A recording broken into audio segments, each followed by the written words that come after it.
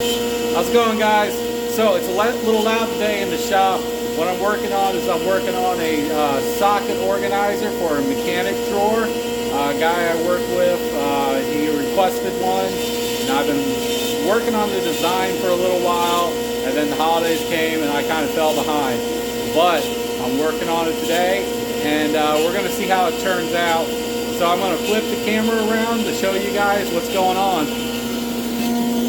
So, as you can see, I got the X-Carve going right now.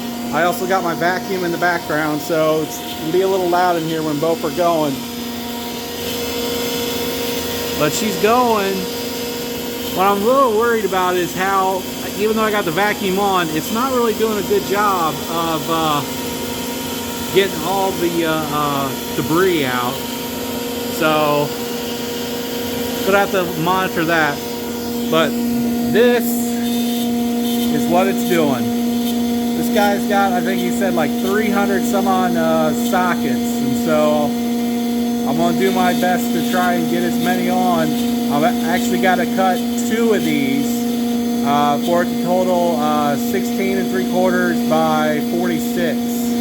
So he's going to have 2 sets of these in his drawer. But I'll keep you guys updated. Have a good one.